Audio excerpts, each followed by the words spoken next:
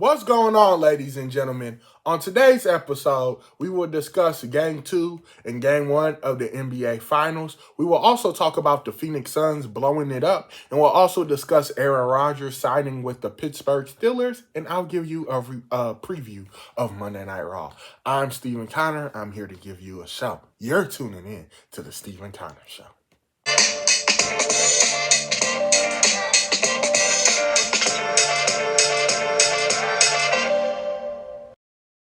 Before we get started, ladies and gentlemen, please make sure you like, comment, subscribe, and share. Also, hit that post notification bell so you can get notified whenever I upload a video. Without further ado, let's get started with today's video. So we're starting off with the NBA Finals. The series is currently tied 1-1. The Pacers won Game 1 in ridiculous fashion. Listen here, ladies and gentlemen. Listen here, guys. We can't let Tyrese Halliburton, Pascal Siakam, we can't let Miles Turner, we can't get Nembhard, TJ McConnell. We can't let the Pacers organization keep getting away with this over and over again. The shenanigans that they are pulling, being down by 20 and somehow still winning the game deep in the fourth quarter with 3-4 minutes left, gasping, fighting for air, and succeeding. They had like a billion turnovers in the first two quarters, and they somehow ended up winning. Didn't lead the whole game until the last few seconds when Tyrese Halliburton went up and hit that ridiculous shot. Ridiculous shot. It was just insane to me. However, we had Game 2. The Thunder bounced back, 123-107. Shai Gilgeous-Alexander, of course, he did his thing. He had himself a good 34-piece, the MVP of the league. However, his bench showed up. That's the difference. They showed up and they showed out this time around, and they didn't give up the 20-point lead. Whole time with the 20-point lead in the fourth, I was like, need to build it up a little bit more. I'm a little scared for them, but the Pacers didn't get hot, and the Thunder kept their foot on the gas. And the Thunder escaped Game 2. They escaped. I know they won 123-107, but trust me, they escaped because I don't know what to expect moving forward with this NBA Finals, and that's kind of what I liked. I thought the Thunder would run away with this series for some reason. I don't think that's going to happen anymore. However, this NBA playoffs has been very exciting, and I've really enjoyed every second of it. Moving on, we will be talking about the Phoenix Suns. They're reportedly looking to move Bradley Beal, as long as also KD, as we all know. They tried to trade KD and Bradley Beal at the trade deadline per multiple reports, which is crazy that they tried to trade him for Jimmy Butler, apparently.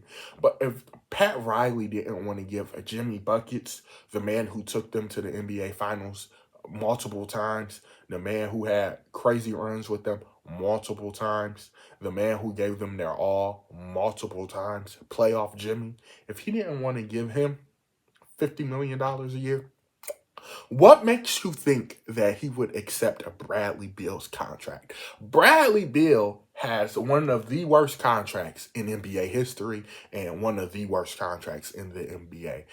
When they paid him, Washington, a few years back, was like $200 million.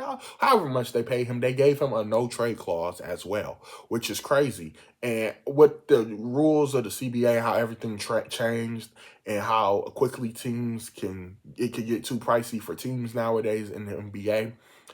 Trading for Bradley Beal is a liability. It is no contender, no pretender, no rebuilding team that looks at Bradley Beal and his contract and says, I'm willing to give up significant assets to receive Bradley Beal. It's nobody saying that. Nobody in their right mind is saying that. So when they do eventually trade Bradley Beal, if they do trade him, they're going to have to get nothing in return. Because why would somebody trade something for him? Why would you give up? Why would you invest in Bradley Beal at this stage of his career? And Bradley Beal isn't helping either. Because like we said, he has a no trade clause. And he proved with Washington that he's willing to stay in the horrible, toxic situation. Not winning, not anything. He's willing to stay where the fans dislike him, the team dislikes him, the front office, the locker room, no one likes him. But as long as he's getting paid, he's going to stay. I'm getting paid, I'm staying. And that's the situation they're in.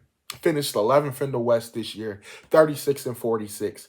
Absolutely horrendous. Wasting Devin Booker. They panicked a few years ago, and they should have never traded for Kevin Durant.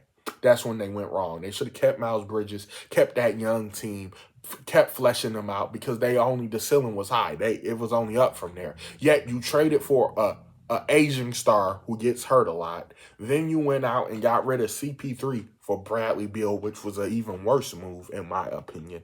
I can understand the temptation to trade for KD, but to trade for a Bradley Beal, you need to have a true point guard. It's that whole situation was a whole mess. I could rant for hours and hours about the mistakes that the Phoenix Suns have made. But the Phoenix Suns not only killed their franchise, killed any hope they had at the NBA title, but wasted Devin Booker's years as well. Because, like I said, that team was young and they was only going to get better. It was up. Shoot, Chris Paul is still pretty good to be old. He's not as flashy, as great as he once was, but I'd rather have him than Bradley Beal. I'd rather have him than Bradley Beal. Like I said, one of the worst contracts of all time. He's getting paid way too much money to do nothing. Him and Paul George just finessing the NBA at this point. Moving on, we'll be talking about firing Monty Williams. Too was stupid. But moving on. Like I said, I can go for hours about the Phoenix Suns. I just feel bad for the fans. They really wasted potential. The potential that team had was the sky's the limit, and they ruined it. Anyway, let's talk about Aaron Rodgers. Aaron Rodgers has signed a one-year deal worth $13.65 million with the Pittsburgh Steelers. $10 million is guaranteed. He can get a maximum value of $19.5 million with $5.85 million in playtime and team incentives. So it finally happened. After months and months of stalling, the Pittsburgh Steelers finally get Aaron Rodgers. It's reported that this isn't Aaron Rodgers' first option, and Aaron Rodgers wasn't their first option. This is interesting to me because, like I said, the way his time ended with the Jets was very, very, very messy, and it sucked. I felt like the Jets should have gave him one more year because the Jets did a lot last year. They did a lot, and they expected the team to mush instantly. They didn't. They added some big-time additions during the middle of the season. And then you fired your head coach, which was very unnecessary. And you finished 5-12, and that team could have finished so much better. I believe it would have been a much better season if they would have kept Salah and if they would have let the team gel together. They was mad, and they just took their frustrations out.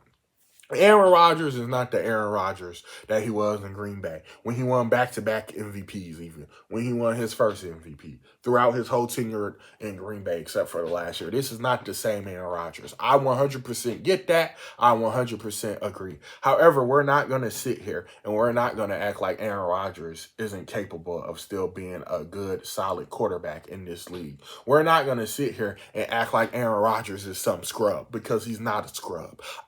At the end of last year, Aaron Rodgers played out of his mind, and he played really good. I believe that's going to transition into this offseason. Once he gets comfortable with his new weapons, I think Aaron Rodgers will be fine in Pittsburgh. We know it's three things in life: death, taxes, and Pittsburgh finishing with 11-6, 10-7, and somehow making the playoffs. The question is, will Aaron Rodgers take them from mediocrity, from being average, to actual Super Bowl contenders? Because Pittsburgh been contenders for years. Yes, they've had the record, but year after year, they do the same thing. They get to the playoffs, and it's a stinker. They drop a stinker.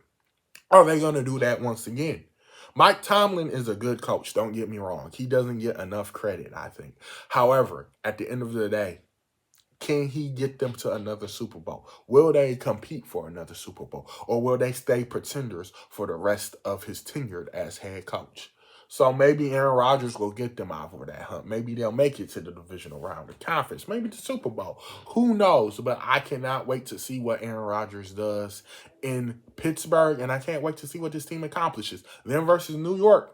first week versus the Jets. Justin Fields versus Pittsburgh. Aaron Rodgers versus the Jets.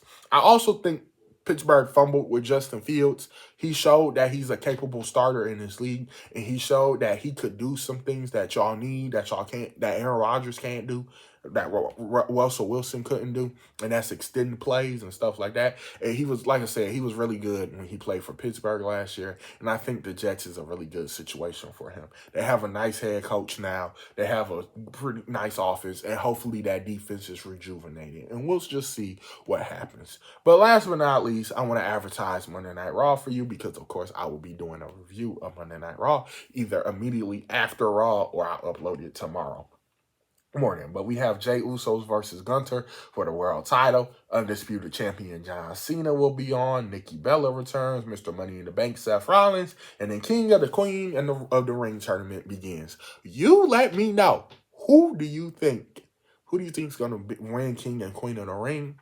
And do you think that Roman returns tonight? Do you think Goldberg returns tonight? Do you think Seth Rollins cashes in tonight successfully? It's a lot of stuff that could happen, and I cannot wait. I feel so hyped like I do for the Raw after SummerSlam because they've really been hyping up this Raw, and something's happening with Jey versus Gunther because they've been hinting at it, and something's happening. I feel it in my stomach. I feel it in my gut. I could be completely wrong, but that's it for me, ladies and gentlemen. We'll have a video coming out this week about the New York Knicks, probably tomorrow, and their whole situation with their head coach firing. We'll get into that. And like I said, my Monday Night Raw review. Alrighty, y'all. This has been the Steven Conner Show. Thank you all for tuning in. Don't forget, if you love the content, don't forget to like, comment, subscribe, and share, and also hit that post notification bell so you can get notified whenever I upload a video. Well, that's all, folks. Until next time, be good people. Steven Conner out. John Cena is the greatest of all time. All right, y'all. Peace.